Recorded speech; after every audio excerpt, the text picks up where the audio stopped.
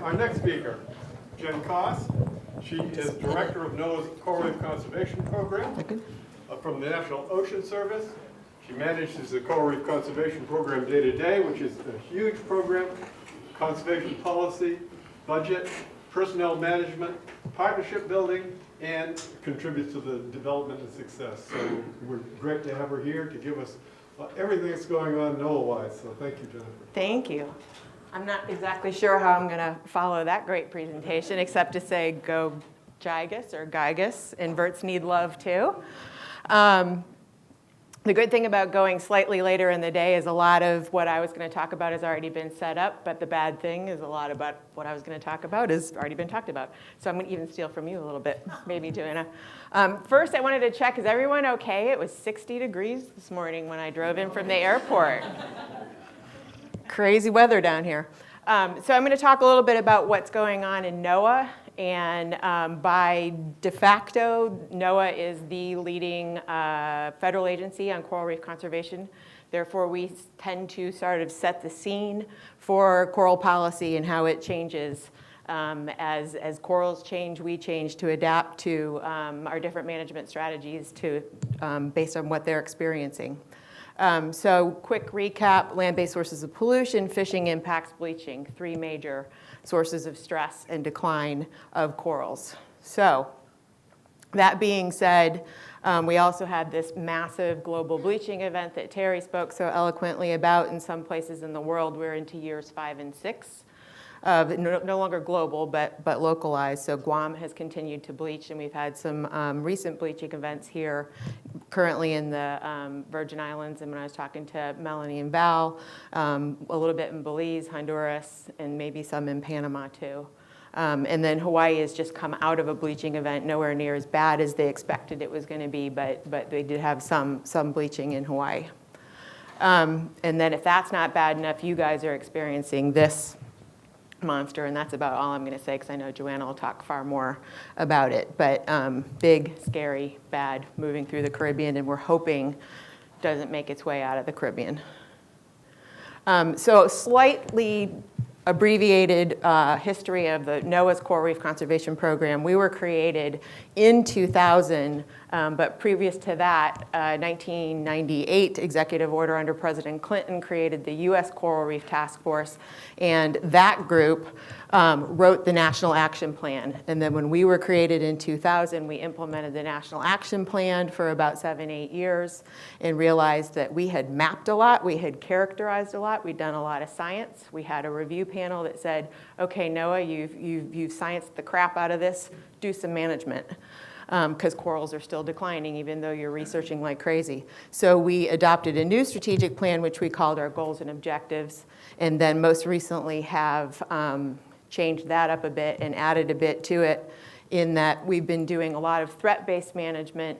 Still corals are on decline, and it was being recognized that restoration probably needed to be added to that mix. Not restoration instead of, but added to what we were doing for local threat abatement.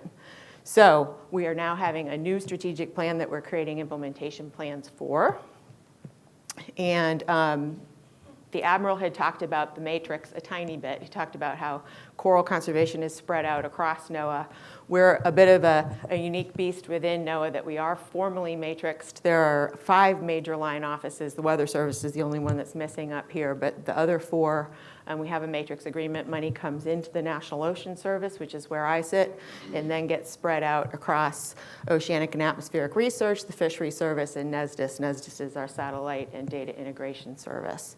So we're probably unique even in the federal government. So we were created to do place-based science as well as conservation at an ecosystem level. So we were able to pull in major parts of NOAA, all the way from the folks that do remote sensing down to the folks that do microbial studies and everything in between, which has been a really nice synergy, and we can get a lot of work done quickly without fear of replication or duplication within NOAA. We do, as most of NOAA does, we conduct science for management, providing that best available science for managers. And then, again, I talked about we were taking a threat-based conservation strategy, ridge to reef, very holistic in its approach. And because not many shallow water coral reefs exist in federal waters, we have very, very strong state and territorial partners, Joanna being our primary partner in Florida, and then also run the National Coral Reef Monitoring Program, which again, the Admiral talked about. Erica Toll runs that for me and is doing a bang-up job. And then we do a lot of site-specific assessment and monitoring to monitor the efficacy of management actions. So, ooh, the world got stretched. So the red blobs are where we typically work. All of the populated areas, we do that threat-based strategy in addition to restoration and monitoring. The Pacific remote island areas where nobody lives, we tend to just monitor because there's really not a lot of management to be done there. A lot of those areas are sort of de facto closed off to fishing already because they've been given monument status. So here we are under a new strategic plan. That kind of teal arch across the top has our long-term goals. The plan was written very deliberately on 2 different time frames. We have long-term goals and then shorter-term actions and objectives that we want to achieve. And so we'd been doing climate work all along in terms of trying to understand the impacts that climate change were likely to give our oceans and then pass on to corals on multiple timescales, tracking a lot of what was coming out of the IPCC and actually providing a lot of the science to the IPCC. Our fisheries pillar remains largely the same in terms of trying to promote sustainable tourism, earth tourism, fisheries, which is partly tourism actually. But also, instead of trying to work with our states and territories holistically on their entire species complex of reef fish, really now trying to target in on some of those fish species that play a key ecosystem role, so largely the herbivores. And then land-based sources of pollution, very, very much the same as we've been doing all along, working with states and territories on abating and remediating any impacts of sediment, nutrients, toxics from getting into the water column. And then we added this pillar of restoration here that is equal parts science and implementation, again, in addition to. I had a talk recently at the Hawaii Institute of Marine Biology, and that was one take-home message is don't think that restoration is your silver bullet. If you're not dealing with your water quality issues, you really shouldn't be restoring. So then our whole theory of change here is that if we can reduce the adverse impacts of human activities, we can conduct some restoration and some key interventions, we increase our partner capacity to manage coral reefs, and improve the overall understanding of ecosystem function, we will get to a point where we have improved management of coral reefs. And some may say that's a little bit of a weak statement, but again, my program can't manage those coral reefs. We are not authorized to do it.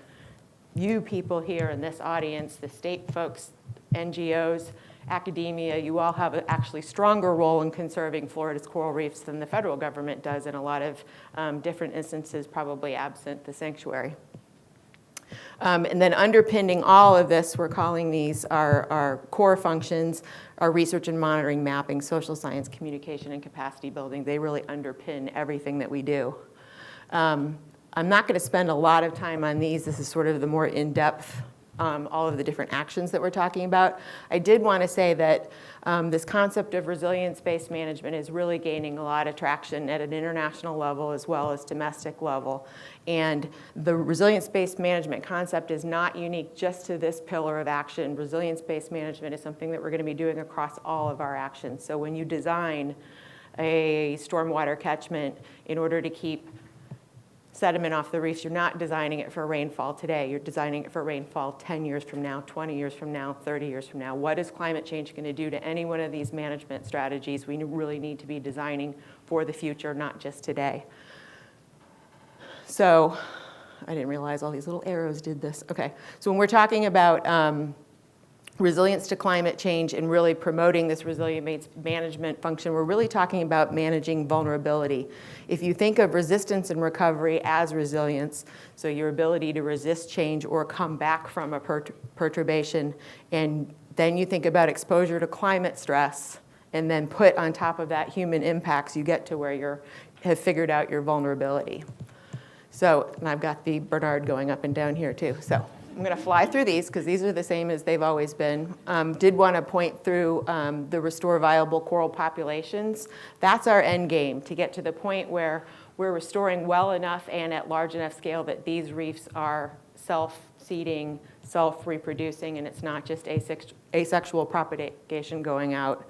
There's one, the second one here is more the regulatory end of things, is if we can prevent losses, let's do it. If we can make ESA stronger, if we can make essential fish habitat provision stronger, if we can keep ships off of reefs where they're healthy, then let's do it. So what's new with coral? I'll talk about a couple of new things. We did fund an entire study with the National Academies looking into 23 different coral interventions. And we will soon be putting out a statement on which of those interventions that NOAA is going to follow up on, and try to get some resources in partnership with folks to do that.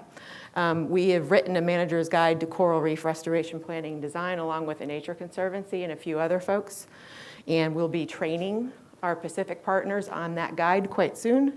There is an X Prize Ocean Initiative that will be a $10 million prize. It's aimed at trying to solve the nut of scaling up restoration.